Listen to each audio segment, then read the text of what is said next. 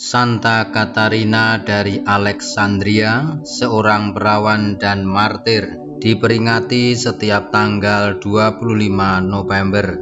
Sejak awal pertengahan abad gereja ditahbiskan dengan nama pelindung Santa Katarina. Demikian pula banyak anak putri diberi nama Katarina. Dari antara mereka, beberapa orang kemudian menjadi orang kudus yang terkenal, seperti misalnya Katarina dari Genua, Katarina dari Siena, Katarina dari Labour. Buku-buku kisah para kudus dan sejarah umat Kristen pertama melukiskan Katarina dari Alexandria sebagai seorang martir dan seorang perawan yang cantik rupawan dan sangat pandai. Santa Katarina lahir pada abad ketiga dari sebuah keluarga bangsawan yang kaya di Alexandria.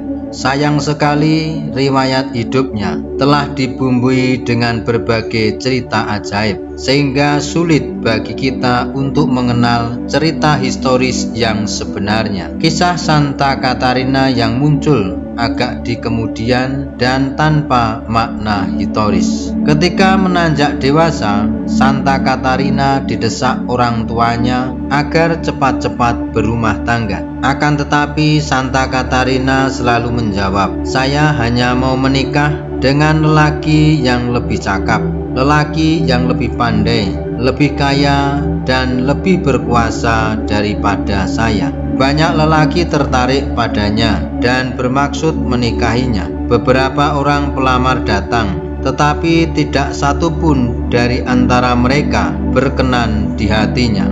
Santa Katarina mengunjungi seorang rahib yang suci dan pandai untuk meminta petuahnya. Kemudian rahib itu bercerita banyak tentang Tuhan Yesus, Raja segala raja yang lebih berkuasa, lebih pandai, dan lebih suci daripada semua raja di seluruh dunia. Maka berkatalah Santa Katarina, "Kalau begitu, saya akan mengabdi kepada Raja Yesus Kristus dan hanya kepadanya saya akan mengabdi." Ketika itulah Santa Katarina mulai mengenal dan memeluk iman Kristen. Santa Katarina dengan tekun mempelajari segala sesuatu yang berkenaan dengan ajaran iman Kristen dan mendermakan harta kekayaannya kepada kaum miskin.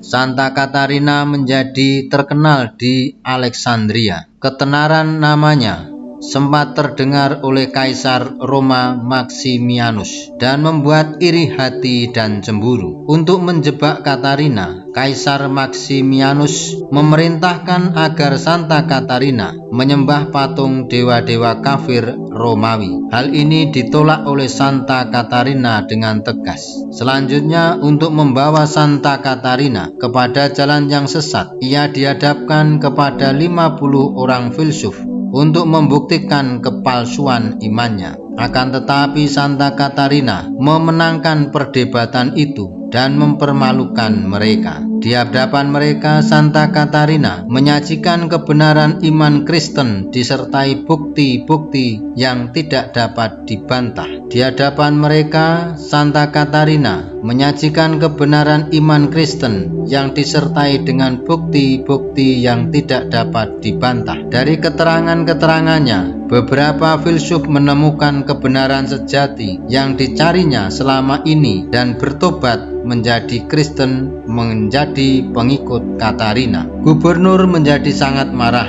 dan menjatuhkan hukuman bakar hidup-hidup atas para filsuf itu karena senjata perdebatan tak mempan untuk menaklukkan Santa Katarina. Maka kekerasan serta kelaliman para algojo mendapat giliran. Santa Katarina disekap di dalam penjara dan selama 2 jam lamanya dia disesah dengan cemeti yang tajam. Akan tetapi siksaan-siksaan itu tidak pernah mempan untuk menaklukkan keteguhan imannya. Santa Katarina kemudian dijatuhi hukuman mati dengan gilasan roda kayu besar berduri. Akan tetapi secara ajaib roda itu terbongkar dan hancur berkeping-keping. Tanda-tanda ajaib ini menunjukkan bahwa Tuhan menyertai hambanya dan memberikan kekuatan sehingga Santa Katarina tidak menyerah pada kekerasan orang-orang kafir itu. Pada akhirnya jalan satu-satunya yang ditempuh oleh musuh-musuhnya ialah memenggal lehernya dengan pedang. Dengan cara itu Santa Katarina mengakhiri hidupnya sebagai seorang martir Kristus